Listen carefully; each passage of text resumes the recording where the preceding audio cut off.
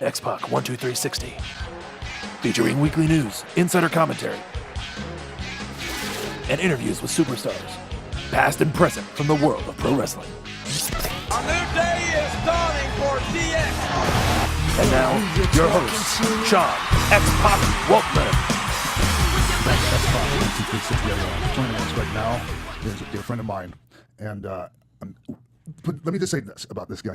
I often say that Mick Foley is the absolute nicest guy in all of wrestling, but this guy I think might have Mick beat. And he's nicer than Santa Claus? And he's one of the greatest of all time. And his name is Rey Mysterio, everyone. Thank you for joining us, Ray. Yeah.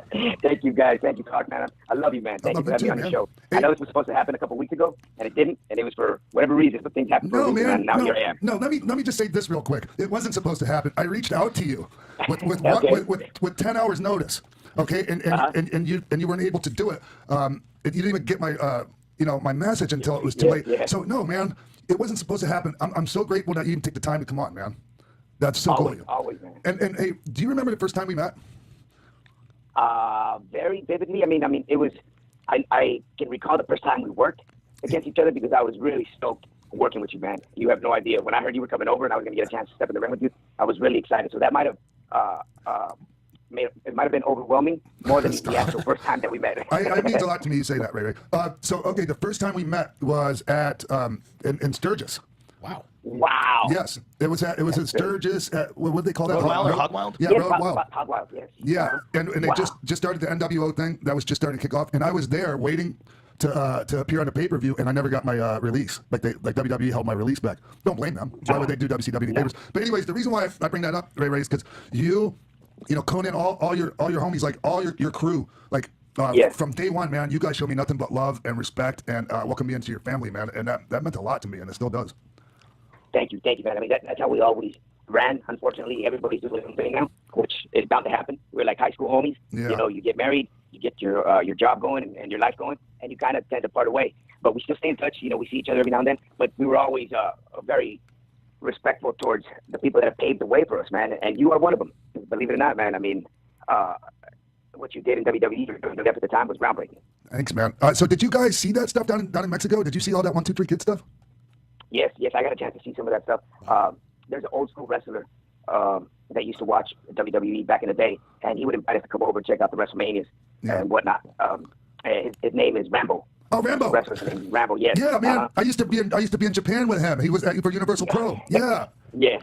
So Rambo was a big fan, and he took us under his wing, man. Psychosis and myself when we lived down in Mexico. Yeah. So we would come and kick it at his pad, man, every now and then, invite us to go have dinner and watch the pay-per-view. So that's where we had time to check out WWF back in the day. Interesting. So, okay, Ray, you talked about me paving the way and all of this, but man, I mean, let's be honest, man. You really, really took whatever I did and ran with it and busted right through the glass ceiling, man. I'm so proud of you, and I admire you so much for that, man. You took what opportunity I had, and you took a similar opportunity, and you got so much more out of it, and I'm so incredibly impressed by that, man. Thank you, Pac. I think, Matt, if you really look at it, we both have somewhat of similar groundbreaking careers, because when you talk about what you did in WWF at the time, it was, I mean, you were with the best. You were with Sean, you were with Scott, you were with Kevin, you know, and I mean, I don't know if psychology-wise, there's anyone better than Sean and Scott out there right now. Yeah. So you learned, I'm pretty sure you picked up as much as you can, and they gave you fake feedback, you know, 24/7. With my generation, I was in there with the Eddies, with the Jerichos, with the Benoit, and, you know, I learned as much as I can. Dean Malenko, oh my God, that was the first guy that I had a chance to work with. So all of this was, the style was new to me, but I was learning so much and picking it up along the way that I applied it to my work, and you know, you turn out to be better day by day if you just work hard at it. So hey, Ray, when you first started, were you working a traditional lucha style? 100%. Yeah, like working on the other side and everything like that. Yes. I mean, I had to adapt slowly, and that pretty much, it was a transition that I made along the way. Yeah. But once it's like anything. Once you know your craft, you know, and then they taught us that back in wrestling school. But it was in Mexico, we rarely used the opposite side of working. So you already had it in your brain. You just had to go back and refresh the memory, and you know, it was pretty much easy to adapt. Hard at the beginning, but as long as you went along and you had more matches, you were working with the people that worked that style, it was easier to adapt. It was, and so, like, because there are some guys Ray, that it just they never were able to, or they just didn't want to, and that's fine. But like, because and they're great guys, they're great in the ring. But like I know like Blue Demon Jr. and El Del Santo, like those guys, they never really adjusted. Yeah, I don't see it. It's hard. Like I've been with Santo, Santo a couple times. Yeah. Probably a lot more with Blue Demon. Yeah. But it's even hard to say if back in their time, they were taught working both ways, left and right. Yeah. So maybe that was something that they just couldn't adapt to. But I'm sure, and I'm very positive about this. I know I was taught that way. Yeah. Well, maybe if they had to, maybe they would have. Maybe they just didn't have to because they chose to stay in in Mexico most of the time. And you know what? Yeah, a lot of their work that they did in the U.S. because I know Santo was in WWE for a while. Sure. I'm sure they wrestled against each other, so Exactly. there was no sense of using the opposite side. Yeah. Hey, so when in WCW, Ray, when I came in, we finally worked because I'm not going to get all into like other stuff, but when I finally worked with you, do you remember the first time we worked together? Yes, I don't remember the city, but I recall the match. Man. Yeah, and I was, like I said, I was stoked. And I had a great time working with you, but I got to apologize to you for not basing you properly on the Hurricane Rana. You're not the first one, and trust me, I don't take that to heart, man. Yeah, you might have taken it to heart if I dropped you on your head. It's amazing you guys remember this. I remember doing a Hurricane Rana off the turnbuckle. Yeah. Onto Sabu. Yeah. And we just had to catch me and just pivot to the side, and Yep. I take my own fall and I let him register. I landed right on my head. It was much worse than when we did, Pac. So, Nice. and these are just obstacles that you go through throughout your career, and you learn from them. You either continue doing it and keep landing on your head, or you pretty much explain the basic of basing, which is not that hard, really, man. If you have the fundamentals, the Mexican style. I know a lot of people say, "Oh man, that's really hard for me to take all those bumps," but it's really not that hard if you think about it. Once you have it down, man, it's a piece of cake. Yeah, but a lot of people just assume they can do it, and I know I did just because like I would watch tapes and see everyone down in Mexico doing all these things, and so man, I didn't realize I wasn't doing certain things right for a long time, man. Like even just catching guys or basing them when they're diving onto the floor. But Ray, because like certain guys like dropped you on your head, did that make you gun shy at all about doing your finish on people, not knowing how it was going to go? Wow. No. I knew that some guys could take it much better than others. So again, I would every time I would do it with somebody that had never done it before, I would just explain to them very basic. Just catch. Don't tug before I land on you because we're both going to go down. Yeah. Just hold me strong. Once I'm seated down, you can go ahead and tuck in, and I'll tuck in myself so I don't have to hit my head. And I was doing it with guys, that were way taller than me. Sure. So even with you, Pac, much taller than me, so that would give me a lot of confidence to be able to do it and not hit my head. When I would do it with shorter guys, that's when I had more of a risk of banging my head on the mat. But I wanted to ask you, Pac, who did you see that you were picking up the style from in Mexico back in that day? Well, it was just like I would see matches, on videos that people were trading, and it was all the guys like Kendo, Kung Fu, Black Man versus like Los Brazos, and see all these guys. Like I ended up being over in Universal Pro in Japan, which was the predecessor to what do they call it, Toryumon? Mm-hmm. With Asahi's group. Yeah. And so like I would train with those guys in the ring over there before the shows, and for some reason I just never got to that point where they were telling me I was basing anything wrong. Because I think at that point everyone was basing me. I wasn't really the base. Yeah, if that makes any sense. Which I find myself in that position. Yeah. Because like I said, throughout my era of training and becoming who I am now, you did learn a little bit about basing. Yeah. But once you had your style of wrestling defined, whether you were going to be a babyface or a heel, you didn't worry about basing other guys if you were going to be a babyface. Right. Especially for me because of how small I was, and there was no way anybody would see me as a heel. Right. Especially growing up. So I never really learned how to base. The only thing I was good at basing was pretty much taking dives to the floor. Like I would literally just throw my body in front and make sure that they hit a target. I probably took the hardest bump off of that because people like Psychosis and Hoovy were jumping over the top, and I was weighing probably $150. Right. They were knocking me on my ass. So nowadays you see the guys like Ricochet that they just work both styles. They can base and do the high flying, and to me that's like, wow, this is the evolution of the sport, man. It's crazy. It is. And speaking of that, like, hey, so when you're in WCW, they had the cruiserweight division, so there was all these people that were closer to our own size. I was, coming from WWE/WWF, it was all just heavyweight. So I was, used to wrestling with all guys bigger than me. How was that, man? How was that for you, Ray?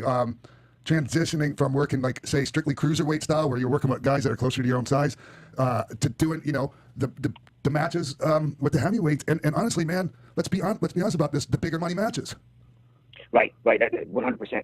I truly believe, Pop, that I was blessed with the gift of being able to entertain in the ring the way I have done for the last 28 years. Yeah. And from being a high flyer to eventually working with the bigger guys, just my mentality started to change. And believe it or not, just picking up feedback from Dean, from Eddie, from Scott, from Kevin, because in reality, the first big guys that I worked were in WCW were with Kevin and Scott. Yeah. And I picked up so much feedback from them, on how to work, how to sell, how to do this. You don't need to do as much. And I just started adding those instruments to my work. And, come to WWE, it's like now it's the big man world. Yeah. So instead of them taking head scissors and doing all these crazy moves with them, I kind of just created a style where all you have to do is stand and wait for me to hit you and then bump. Yep. So I came up with a whole variation of maneuvers, of moves that I can do with the bigger men that would work. I think that was pretty much the transition and the tools that I used in order to work with the bigger guys in WWE. Now, did you find that difficult, or was it just something that just kind of happened? Like you just kind of did it? I mean, was there a thing where you sat down and go, okay, look, I got to change how I'm doing things here? I think it was a transition that just happened over the time that I subconsciously just started doing it. The more I worked bigger guys, the more I found myself just finding different moves. I've always been a big fan of visualizing the moves that I'm going to do if I'm going to pull out something different. And that was pretty much the transition period of me working with the bigger men, being able to just come up with different types of moves that can be entertaining and keep my flow going without even thinking, I need to do this. It was just the natural me. Any major like issues with any of the bigger guys, like not wanting to, or not just maybe it's not that they don't want to, they just couldn't do a good job in there with you? I think the only person that I had a hard time with, and not because he didn't want to, it was just because there was very little he could do. Yeah. And that's probably Kali. Okay, yeah. I had to work him in San Diego, and it was a non-title match. Yeah. But it was just like you said, just that visual of seeing Kali and me in the ring, standing toe to toe, and him just pretty much standing and me talking to him as we're moving along through the match, but he didn't have to bump. He just maybe wobbled a couple times and brought me down. So it was I found myself intrigued to see, oh man, when I found out that match was going to happen, I'm like, wow, I wonder how this is going to turn out tonight. Yeah. But at the end of the day, you look back at it, you're like, man, it wasn't as hard as I thought. Sure. There was no offensive side on Rey Mysterio's part, but overall, I thought it was that excitement and that emotion that you bring to the fans that only Vince knows how to do. Sure. So for me personally, I found that like the more I made my big ass opponent, like more I made their stuff look good. Like, I mean, it's pretty simple. Like, you make them look good and they're more apt to want to make you look good, man. Yeah. Yeah. And I've seen how you've done that with different people. Like you've always made everyone's stuff look amazing. Just like you did when you worked with me, Ray. When I'm going to talk about this. Do you remember we had a match on Monday Nitro from the United Center in Chicago? It was the same night Dennis Rodman was there. Uh-huh. Yes.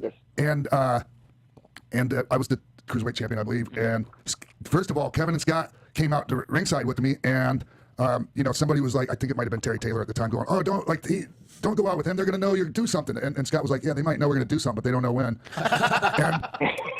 And so I had this singles match with you, Ray, and in WCW, like they were real. Like if somebody made $1 million and somebody made 200,000, like. Right. That was like, okay, the $200,000 guy better not bump for the $1 million guy, or what? You know what I'm getting at? Right.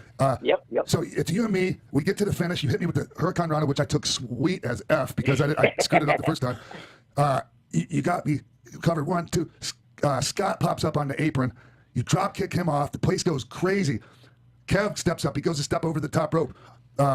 And Scott's still on all fours. You spring off of Scott's back. You drop kick Kev. He goes over the top rope. Scott charges you. You backdrop him over the place. He's going ape shit. And then you turn around. I spin kick you and put you in the bus killer. Yes, I remember that. Eric Bischoff was so freaking mad about that. Oh my God, he was mad. Kevin and Scott took a bump and flopped around for you like that. But it was amazing, and it was the right thing to do. Yep. Sorry. Exactly. And that was awesome, man. I recall that. I remember that like it was yesterday. I can't remember the emotion of the crowd, but it must have been lit. It was, but, man. I remember the whole sequence you just laid out. I remember like if it was yesterday, man. I do recall that. That was crazy. I forgot where it was at. So that was in Chicago? Yeah, Chicago United Center.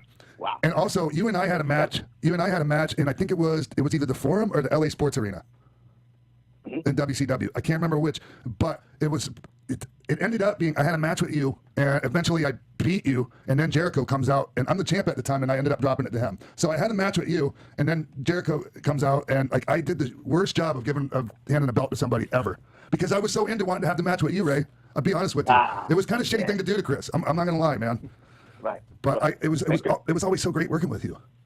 Yeah, me too, man. I wish we could have worked more often, and I know we only had a couple shots here and there, but we never really had a program going on. No. You know, they kind of had you with Kevin and Scott, and then they would kind of separate you a little bit to have a match, and then you go back with them. But really, did you like your transition from coming from WWE into WCW? I did, Ray. The thing is when I was coming in, they were trying not to put me in the NWO. Which we're gonna make sure that happened. Thank God too, because man. Honestly, man, like if you weren't NWO and you weren't like guys like you or certain other guys, like you're kind of screwed. Like if you were the like traditional like babyface or like whatever the WCW talent there, it was rough for you at one point. What were their plans for you if they didn't want you in the NWO? I don't know, probably nothing at all, honestly. But they were just going as the days went by, right? Yeah. So hey, Ray, what's going on? Like I could get into your WWE stuff and all that, but what's going on like right now, man? Let's jump into some like today stuff. Go ahead, Jimbo. Well, today, I was going to say you have your upcoming show on May 12th. Rey Mysterio's Lucha Libre Mayhem. Mayhem, right here in San Diego at Sequan Casino, man. Kick off at 8 p.m. This is our third show doing it at Sequan. So it's a small venue. It's almost like a theater type venue. So we're hoping to sell this place out this Saturday. Now this show's 21 and over. Do you have a different style when you wrestle, knowing that there are no kids in the crowd at all? You know what? Last time we were there, we were thinking about that. We were backstage. We were going over some stuff, and like, man, there's really no kids out here. So, you're playing to an older crowd pretty much, which is very awkward for me because the majority of my fan base is kids. So you just kind of adapt to it. And this is, like I said, this is going to be our third show. So you do change your style a little bit. You do more what you would do in a adult crowd, if that makes any sense. You don't cater to kids anymore, at least for these shows. And Ray, why is it 21 and over? Is it because of the venue, or is that the choice that you made to make it 21 and over? No, the venue decided that because the casino has an age limit and it is inside a casino, that's pretty much the requirement. They are opening up a resort at the end of this year with like a big pool and a canal. So they're thinking that hopefully by early next year, it'll be all ages included. So I think once that hits, it's definitely going to be a sellout because you don't know how many parents have walked up during our autograph signing and they're just like, man, my kid was bummed out. He wanted to come, and we told him that he couldn't come because it's 21 and up. So hopefully soon, they'll be able to let kids in here. So I think once they open up that resort, it's going to be a lot different. Hey, Ray, I was just thinking about this, and when you went to when you were in WCW, how were you looked at in Mexico by people in Mexico compared to when you got to the WWE? Oh, completely different. Yeah. I think that's when the transition of just cable TV and being able to view WCW in Mexico was not that easy. Yeah. You can only do it through tapes or DVDs. Once I got to WWE, a lot of things started to change. Social media, now companies like WWE were making deals with companies in Mexico and in South America to be able to display their product, in those countries. So that was what made a huge difference, and that's when fans started to recognize, that I was, part of the big leagues, and not only me, but Eddie and Jericho that had been in Mexico as well, and guys that were coming along the way. Yeah, but I mean, okay, I know Chris, but like especially you and Eddie, and for you to say now they looked at you like you were in the big leagues, man, that's kind of an understatement, Ray, because you became an icon. Like you became like a cultural, like a part of like your country's like what do you call that? Like lineage, history, symbol. I'm having a brain fart. The zeitgeist. Yeah, you are in everyone's. Yeah, you're right there, man. The name Rey Mysterio is you think automatic legend. Yeah, that's just the fact. It transcends. It's just like Hulk and everyone else. Hulk and Stone Cold the Rock. It transcends wrestling. I should have expressed myself or explained myself much better. and because of my humbleness, Yeah. I sometimes I hate to speak for what I think sometimes doesn't correspond for me to say it, but yes, you're absolutely right. My mask and what my mask represented for the years that I have put into the sport in Mexico became it became cultural. It became, like Conan would say, like tequila in Mexico, Exactly. like the sombreros and the zarapes in Mexico. You know, you were seeing my mask all around the World Cups when Mexico was playing. At one point, I think it was 2 World Cups ago, Mexico went based off the colors for the team off of one of my outfits and my mask, and they designed their gear based on a Rey Mysterio outfit and color scheme. So that just goes to show, man, it's just big. It's really, really big. I think what I've done for Lucha Libre in the years has transcended what anybody else could have ever thought of doing. That's what I like to hear come out of your mouth, Ray. Although, yeah, man. You, man. Hey, it's okay, man. Here's the thing. It's not bragging when it's fact, and the way it comes out of your mouth is with all humility, man. And Thank you, and man. Yeah, it's a lot to be proud of. Yeah, and I get it, Ray. You don't want to like blow smoke up. You don't want to toot your own horn. That's why I'm more than happy to do it for you. More than happy. Thank you. Yeah, but it definitely it was a game changer because I remember the first time we went to Mexico with WWE. Yeah. Eddie and I, those places sold out in a minute. Yeah. I mean, it was the first tour for WWE in Mexico, and it was lit. I mean, it was a type of reaction that you would get when we would go to the Staples Center. You'd have movie stars, you'd have actresses, you'd have singers pop up, bring their kids, and show up in the front row, you know, to have a good time and wanting to meet Rey Mysterio and Eddie Guerrero. Hell yeah. Yeah. Yeah. Go ahead. Sorry. Talking about your iconic stature, maybe people are making too much out of this, but when you showed up at the Royal Rumble again this year, when you came out and you were wearing tights and no shirt and you looked like Rey Mysterio classic, you looked amazing in spectacular shape. You looked like you were 20 years old. You came out, people were going nuts, not just because you're Rey Mysterio, but because you looked like a version of Rey Mysterio that we haven't seen in a while. And I want to know your thought process behind going back to a similar look that you had at the beginning of your career right now. Well, I got to thank 3 people for this. My wife, because she's always been on my ass about always looking sharp in the ring and coming up with the best moves. My son for pushing me to go back to the retro Rey Mysterio. He would always tell me, "Dad, you should go back to the tights, man. You know, those baggies they're out. You should go back retro." So he convinced me on wearing the retro Rey Mysterio gear. And my boy Chris Cavallini from Nutrition Solutions, he's the dude that put me in shape, and it was in my head every day from the moment they told me that they wanted me to be a part of the Rumble. We had like a 3.5 week process, and I had already been training and had already been doing my prep meals. But for 3.5 weeks, like, we really cut everything down. He gave me a routine, cardio on an empty stomach. Every 3 hours I was eating, and my workout was normally at 8 p.m. And that dude made me look, or helped me look, the way I looked for the Rumble. So those 3 people I got to thank above and beyond. And that, you know, that was the end of the story. After that, you know, I made my appearance, and I was still, believe it or not, I was indecisive because I had a tank top that I was going to use with my outfit. Yeah. I was like, I don't think I think I'd rather wear it, man. I don't think I'm very self-conscious, and I've had these love handles for the longest time. After a certain age, man, it's crazy. And I've been very, I critique my body very much, especially now at this age, you know. And Chris, my homie, he said, "Bro, if you come back to WWE for the Rumble, they got to see you in the best shape of your life, like they've never seen you before." And that's what we accomplished. Yeah, you did. And to follow that question up, there were a couple of years ago, and I don't know how true these rumors were, but everyone kept hearing, "Oh, Rey Mysterio's knees, he's never going to come back. His career's over. He's going to retire." And I would just love to know how true that was and what you did to rehab, because I'm a physical therapist, and I'm always interested to know what guys do and what kind of knee injury, how severe were the injuries, because now you look, like Bill mentioned, you look like you're 22. You know what's crazy? That about 1.5 years ago, I stopped using the brace that I was wearing for so many years that at points made me feel immobile. Like I remember throwing my gear on literally minutes before walking out to the ring.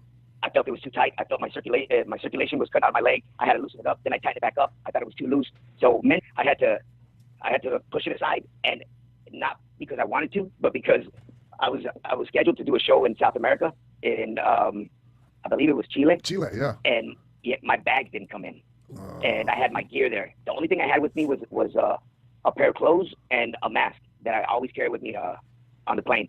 So I told the promoter, I said, "You know what? My gear didn't come in, man." I went up to the ring without my knee brace. Yeah. I threw some gloves on. I bought some sweats. I had my kicks on and the mask.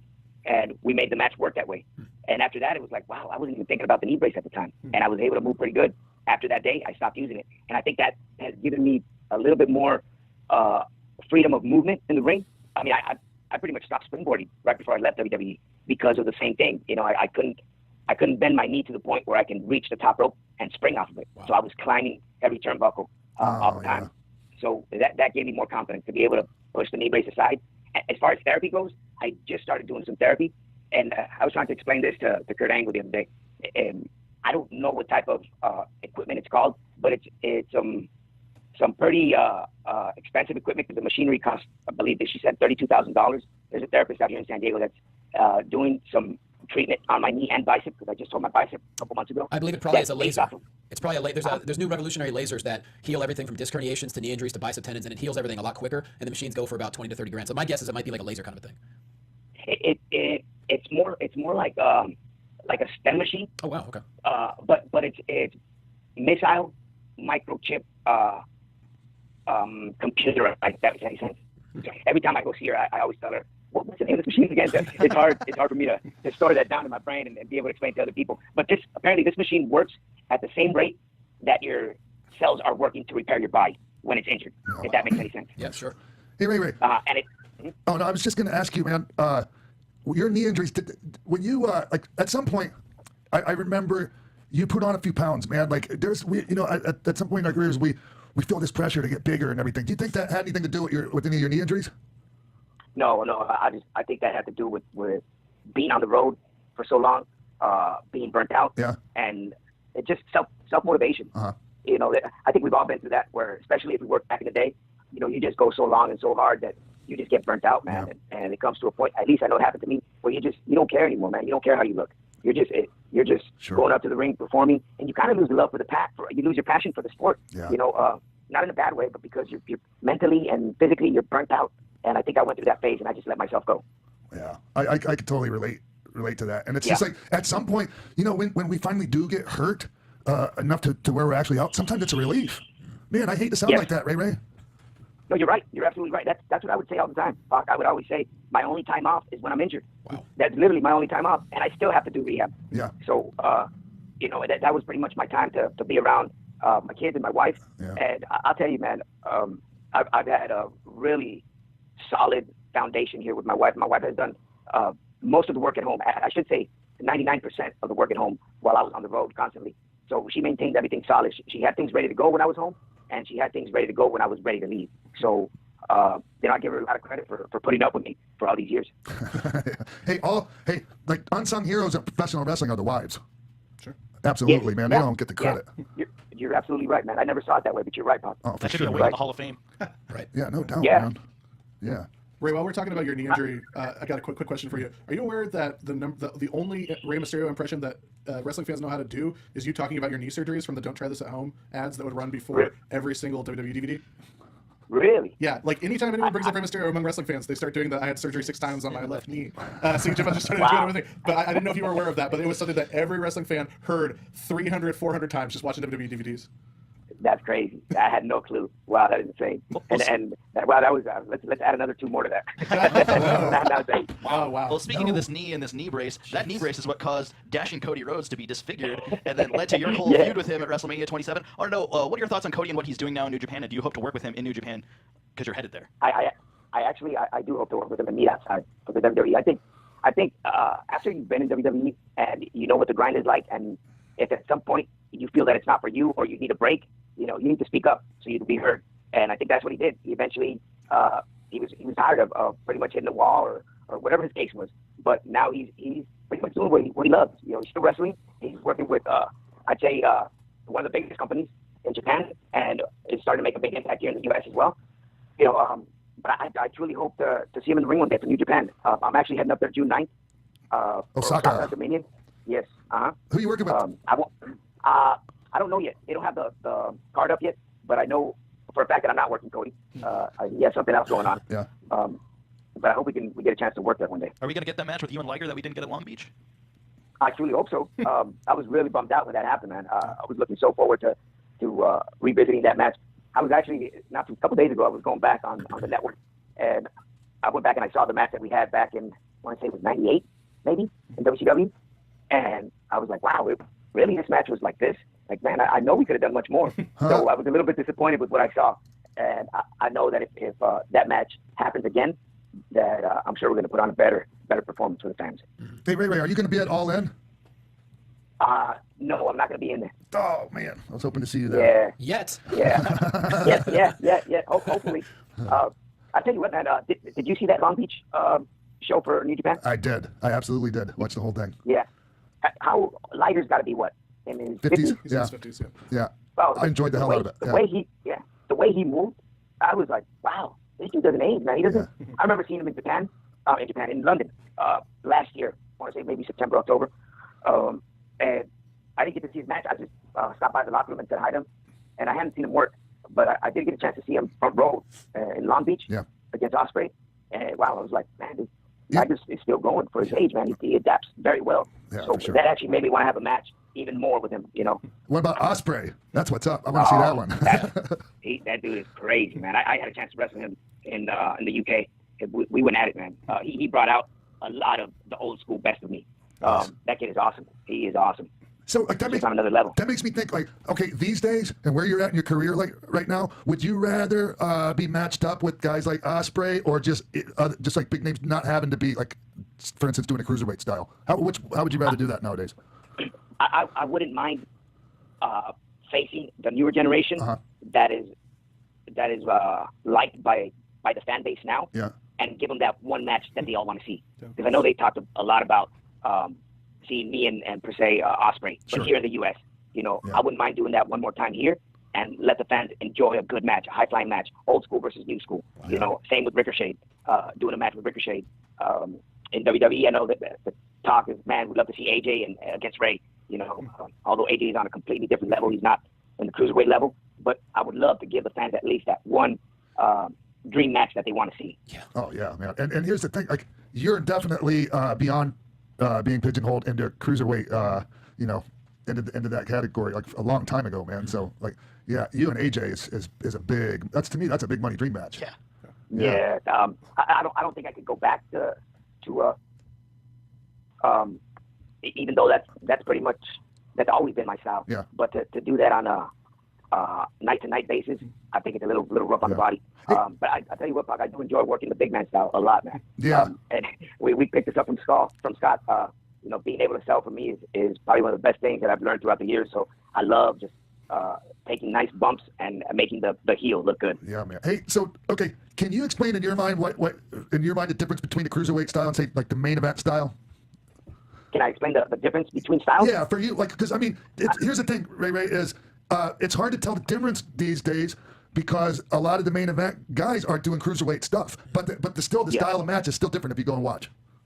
Yeah, I think at least I've noticed throughout the times that I've seen WWE recently, I've noticed that they, I don't know if they have held back that division and not let the cruiserweight do as much as we used to do back in the day, because we used to go all out, man. I mean, we would go crazy. But I know of a couple of wrestlers that I know they could do a lot better, but when you see him on TV, like, man, I know he can wrestle. Why is he not pulling up a lot of his moves that he normally does? So I don't know if that's something that's being controlled or they just desire not to do as much in the ring. Yeah. Now with the main events, I think main events always it's good to throw every now and then a high flying move or something to turn the crowd up. But I think now it's hard because that main event division, it's guys like Seth Rollins, like AJ, you know, who have done that cruiserweight style, you know, all their life. So that's what they know how to do. It's just I just think the evolution of wrestling now is beyond that main event style. It's just big man style. It's changed. Yeah, and I just think like we're talking about Rollins and AJ and different guys being, you know, in the heavyweight division, but still doing the cruiserweight moves. It's just the pacing and the way, you know, and that of the match is different from my perspective. Yeah, the selling, exactly. The doing the moves, but not periodically or one after another. You know, one big move, good time to sell. Yeah. Transition, another big move, good time to sell. You know, that Eddie was so good at teaching me that, man, and I picked up so much from him on when to do certain moves, and how to just get back and relax and then move on to the next spot. And have you always at one, like, a lot of guys I talk to them, Ray, and they don't hear the people when they're out there in the ring. You know, that's crazy. Yeah, a lot of guys, man, and that is crazy to me because it's hard to really really like do things at the right time when you can't hear them. Did Of you? course. Were you ever at that point? Like early on, did you ever were you ever at a point where like, you couldn't hear them, or you weren't like mindful of that? Yes, 100%. I think we are. Well, I know I went through it. You kind of get overwhelmed by either the amount of people that are in the arena, or your nerves just get to you for having the match that you're about to have, or you just happen to block out everything around you and you're just focused on you and your opponent. But I actually learned how to just push that away and listen to the crowd. And again, believe it or not, I hate to be bragging about this, but I'm proud to say it. But Eddie was that type of person. Sometimes he wouldn't like to call spots with me, and he would just say, just listen to me out there, okay? Because he would go based off the crowd's reaction. Yeah. So I picked up that feeling from him. It's almost like a comedian going up on stage and just telling one joke after another, knowing that he's not getting a reaction. He needs to change up a game because there's no applause, there's no laughing, man. So you got to do something different. Yeah. I know. Something's not working, you got to change it up. And that's funny how you put that. Like when you're out there and people aren't buying what you're selling, then the pace gets even more frantic because it's like, oh my God, they're not buying it. Let's try this. And then when that's not working, and pretty much it's just a race to the finish line. Then let's get this over with.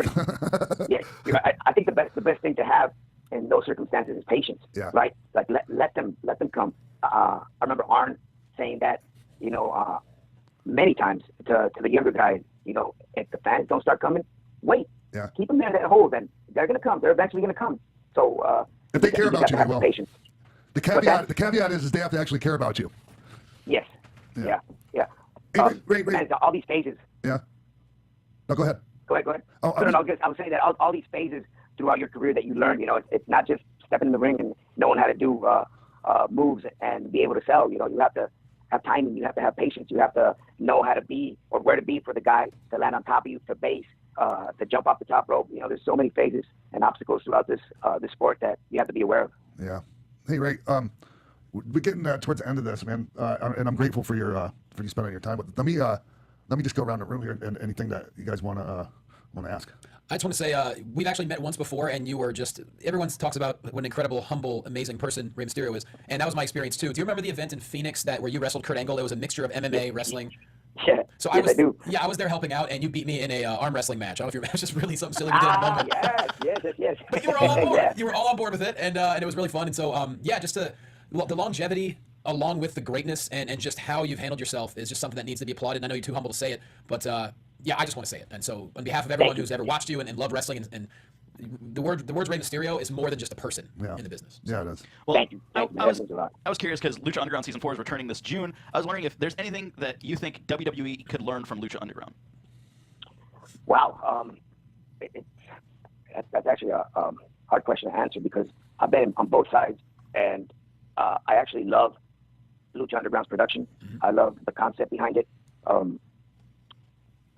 Just the way they're portraying Lucha Libre is completely different, man. The way the fans get a chance to see it through television is like a movie. So I think that's what's really hooking the audience is the fact that they're seeing a different product with WWE. I know WWE has done that, and is probably the best at doing that throughout the years, is how to change their product and make it better every phase that they have throughout that company. So I don't see why it would hurt WWE to go through a new phase. They had the Attitude Era, which I think was probably one of the best eras that they've had. And sometimes it's hard to cater to all the fans. So I think it all depends to what type of fans are you catering to. And you have two shows, Raw and SmackDown, so you can pretty much cater to whoever you want. But I think a change is always good. Lucha Underground has made a change in wrestling. I think now it's time for WWE to make it and come back with something impactful. So I don't know. Sometimes I feel like the storylines get too repetitive. There's so much talent right now in WWE, incredible talent. It's just a matter of how to use it. Lucha Underground has a roster that is unbelievable. I'm sure you guys are very aware of Penta and Fenix. Yes. This is like the upcoming Mexican Lucha Libre superstars. So and there's a list that goes on. But I just think the use of the multi-talent, like we did back in the Attitude Era, to be able to have a little bit of something for everyone, I think that makes a huge difference. While we're talking about talent, Ray, I got one last question for you. You've worked with so many companies over the last few years, and you're seeing so much of the talent that's out there. In Rey Mysterio's mind, who's the best high flyer in the world right now? Oh, you got me there. Two of my, I want to say, I guess this answer is fair because they're from different countries. So I'm going to do one from each country. Mexico, Ray Phoenix. Yes. Okay. U.S., Ricochet, and UK, Osprey. There you go. Nice. Yeah, hard to argue with I would love that. to see them in a three-way. What about Japan? Japan. You could also say Osprey. Yeah, I guess he counts, right? Because Yeah, he's sure. part of New Japan. Double dipping. Yeah. I'll tell you what, Dragon Lee is awesome, man. He is awesome. Bandito has been in PWG lately, and he is killing it. Bandito. Yeah, he's amazing. I also love Yeah. Aerostar. He's incredible. Nice. He's Hey, Ray, actually Bandito. I might get a chance to work with him on the 16th of June if that show happens here in Tijuana. Awesome. nice.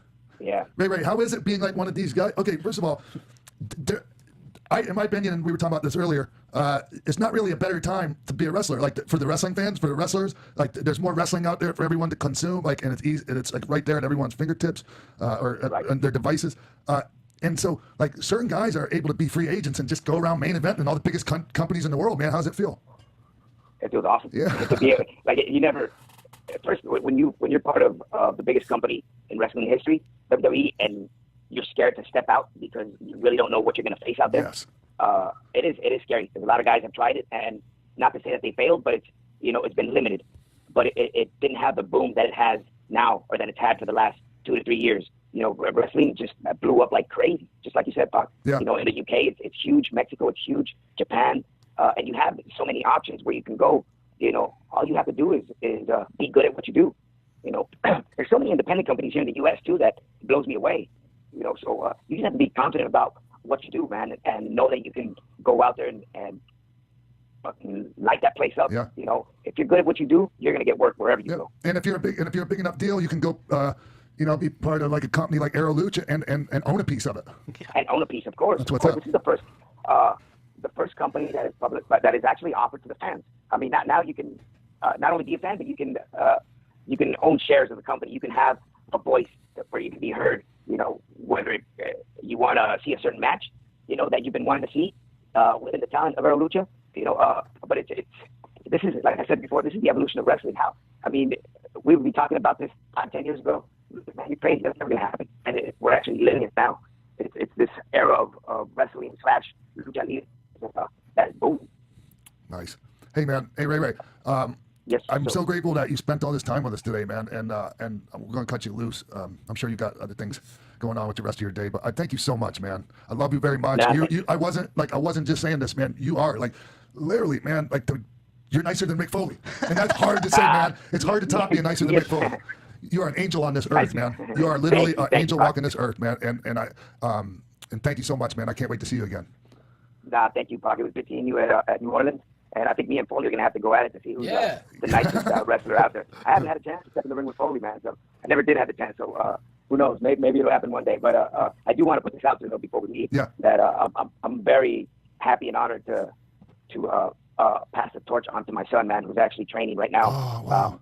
He's moving along with his training. And there's nothing that excites me and makes me feel proud as to what my son is doing right now, which is following in my footsteps. I think we all, being in this business, as hard as it is and as rough as it is, when we have our kids, you all obviously hope that your kid would follow in your footsteps one day. And that day came about 2.5 years ago with my son. So he's actually doing a good job going throughout his training phases. He started in Tampa last year with Jay Lethal. Oh, wow, man. He trained for about 4 months. Okay. Yeah. He moved out there for 5 months, went to work and started training. Trained with Jay for 4 months. He's back home now. And in September, he goes up to Canada to train with Lance Storm. Wow. So you're getting sending him to the camps. Yeah, man. Nice. That's how you do it. Has he had a match yet?